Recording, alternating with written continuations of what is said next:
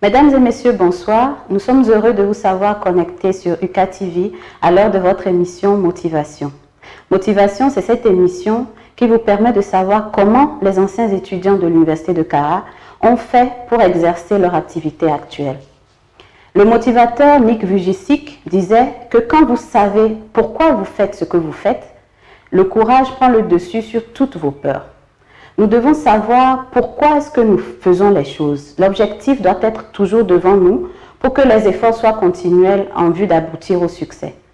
L'invité d'aujourd'hui va se présenter dans quelques instants.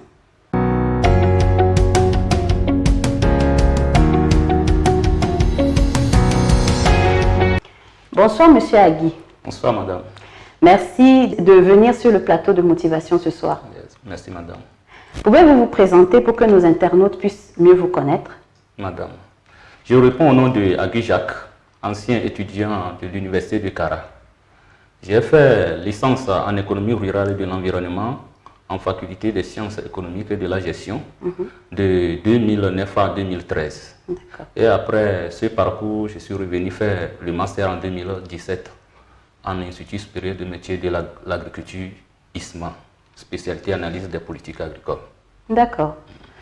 Alors, et qu'est-ce que vous faites aujourd'hui comme activité? Aujourd'hui, je suis dans le secteur avicole. Je fais la production des œufs de table et les coquelets pour les déchets. Où exactement? À Bafilo, à 14 km de la ville de Kara, sur la nationale numéro 1, et à 2 km de Bafilo. Le village même, c'est à Bouladé.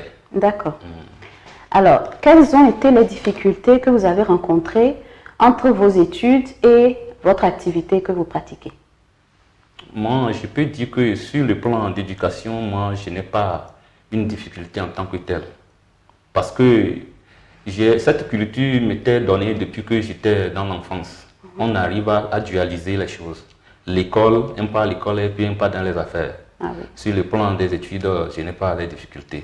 Mais au niveau du secteur du business, étant sur les bancs, tu as envie d'entreprendre aussi. Il y a la première difficulté, c'est contrainte de temps. Ça arrive comme une difficulté, mais on arrive toujours à surmonter ça. Parce que si tu le fais, Dieu même te donne la capacité de bien le gérer. Parce que tu amènes un point les devises. Et si je veux parler des difficultés dans mon secteur d'entrepreneuriat, mais moi, c'est lié d'une part sur le plan social et le plan financier. Je parle du plan social parce que j'ai commencé l'activité génératrice de revenus depuis mon bas âge et j'ai rencontré pas mal de gens qui n'ont pas de bonne foi. Parce que l'activité, toi seul, tu ne peux pas mener l'activité. Tu es appelé à faire autre chose, mais exercer. Parce que j'étais sur le banc aussi, il faut avoir quelqu'un qui doit t'appuyer. Depuis le bas âge. Mais quand tu mets quelqu'un, des fois, tu vas constater que cette personne s'est abusée de toi, surtout sur le plan financier. Il gère mal et tu seras obligé de renvoyer cette personne. Et jusqu'à aujourd'hui, dans mon secteur agricole aussi, c'est cette même difficulté que nous sommes en train de rencontrer. Tu formes la personne, il est capable de te gérer, le bon moment est arrivé. Souvent, on dit que c'est les eux-mêmes qui appellent la personne de venir voler. Mais la personne, il est là. Il est là, tu vas constater que ces volos dépassent. Parce que si tu les gardes, tu risquerais de tomber en faillite. Tu seras obligé de l'écarter et prendre encore une personne. C'est une difficulté sur le plan social. Sur le plan financier, autre, c'est lié à l'accès de crédit. Les institutions de microfinance de la place n'arrivent pas à donner la confiance à des jeunes. Surtout le début comme ça, si toi tu viens, on te dit tu es qui, on te dit tu es étudiant. Surtout mon premier crédit n'était pas du tout facile. J'arrivais à cotiser 7 000 francs par jour. J'ai fait tontine 3 mois dans une institution de microfinance de la place. J'ai demandé un crédit de 2 millions, mais ce n'était pas facile. Et ils m'ont dit que non, comment un étudiant va prendre un crédit? Qu'est-ce qu'il va faire pour payer ça? Je suis obligé d'aller voir le directeur financier. Si c'est un étudiant qui arrive à faire une mise de 7 000 par jour, qu'est-ce qu'il fait? Il arrive à faire la mise. Pourquoi il ne peut pas prendre de crédit? Et c'est à base de ça, des échanges, qu'ils ont accepté à me donner la confiance. Et j'ai fait un bon nombre de temps avec eux. Et aujourd'hui, je suis avec plus de 3-4 institutions de microfinance de la place. Mais un des problèmes majeurs, c'est le taux de crédit élevé qu'accordent les microfinances à nous, les jeunes entrepreneurs. Et un taux de 18% dégressif associant avec les frais de crédit et l'assurance crédit qui fait élever le taux jusqu'à 23%. Oui. Avec ce taux déjà, après l'évaluation de ton projet, tu constates que tu consacres plus de 80 à 90% de ton temps en offrant la dividende aux institutions de microfinance. Mais nous avions tenté de part à d'autre au niveau des institutions de l'État. Ce qu'on constate, c'est le retard dans le processus de l'évaluation des dossiers. Parce que le business, c'est d'arriver à capter quelque chose, un temps donné, et résoudre ce problème pour avoir du profit. C'est ça. Et ils vont t'accorder un crédit à un temps que peut-être toi tu vois que si tu veux avoir le crédit là, ça ne peut pas t'avantager. Ce qui fait que moi personnellement, si ça traîne tôt, moi j'oublie les appuis d'État et je me dirige vers les institutions de microfinance. Ok. Alors, comment vous faites pour surmonter ces difficultés? Moi principalement, j'arrive à avoir 2 ou 3 sources de revenus. D'accord. Et principalement, quand je suis ici dans le domaine avicole, nous on sait que si on amène les poussins, il faut attendre au moins 6 mois après pour commencer à vendre les œufs. Parce que le but principal, c'est de vendre les œufs. Oui. Et pour pouvoir amortir les difficultés, déjà nous avons déjà du forage sur le terrain et on fait déjà la production maraîchère. Avec la production maraîchère, 2-3 semaines, 1 mois après, tu vas commencer à vendre la demi-bourma et jusqu'à un moment pour calmer certaines intempéries financières avant que les pondeuses ne commencent la ponte. D'accord. Ok. Alors, pouvez-vous nous décrire une journée de M. Agui? Merci madame. Dans le secteur agricole principalement, le secteur agricole dont nous exerçons au moins à 3 grandes phases.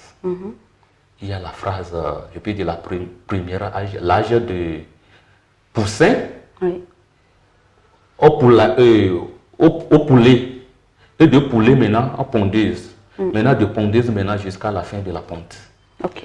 Et ces journées, c'est les activités que nous menons là-bas, ce sont des activités routinières.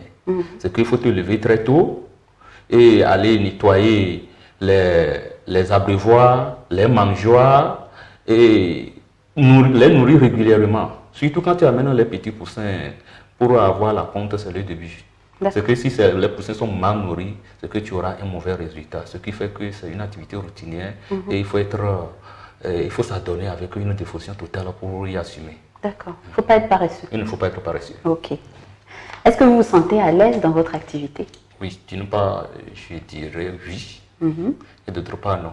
Oui, pourquoi? Oui. Parce que c'est une activité, ce n'est pas quelqu'un qui m'a imposé. Je le fais, je me sens très épanoui dedans. Et je le fais avec toute la dévotion. Peu importe les difficultés qui arrivent. Je me sens très à l'aise dedans. Non, parce que manque de finances, de financement. Parce que tu as fait un business plan, tu as bien ciblé un marché donné, mais pour le fonds que tu dois avoir pour démarrer à avoir ces choses, tu n'arrives pas à avoir accès à cela. Ça fait des fois que tu te sens frustré. Ou bien tu commences à un moment donné, s'il y a les intempéries qui rentrent un peu dedans, étant le jeune entrepreneur, tu n'as pas assez de ressources pour se lever et résoudre ces problèmes immédiatement. Ça cause beaucoup de soucis. C'est de ce côté. Mais quand même...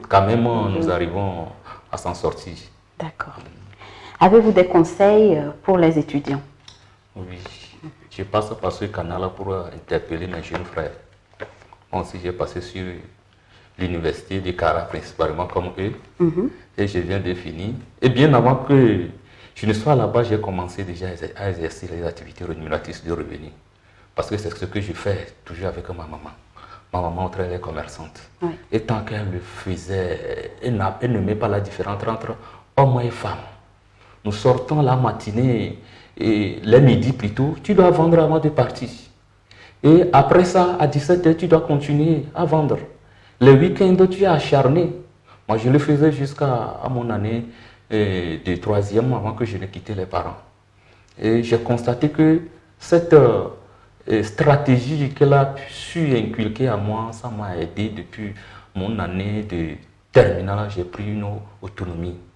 Et avec ça, je pense que si nous arrivons à enlever caractère, je suis intellectuel, je suis diplômé, moi je ne pourrais pas faire ça, ce n'est pas mon niveau, ne me permet pas d'aller faire des petites choses là. Si nous arrivons à déposer ce taux en nous, nous allons beaucoup évoluer. Je les interpelle tous.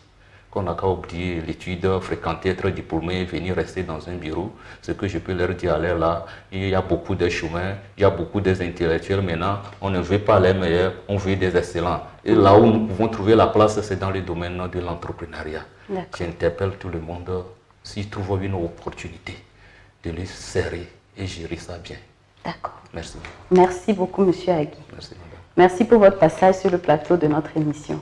Merci à vous. Et nous espérons vous revoir peut-être très bientôt. Je ne manquerai pas. D'accord. Bon retour chez vous. Merci, madame. Merci.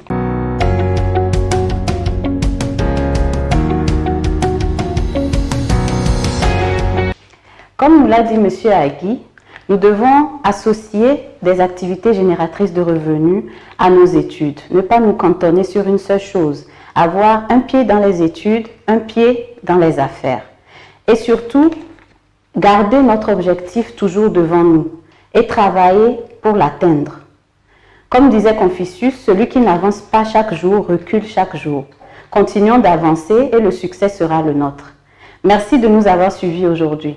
Rendez-vous dans 2 semaines pour un nouveau numéro de motivation. D'ici là, portez-vous bien. Au revoir.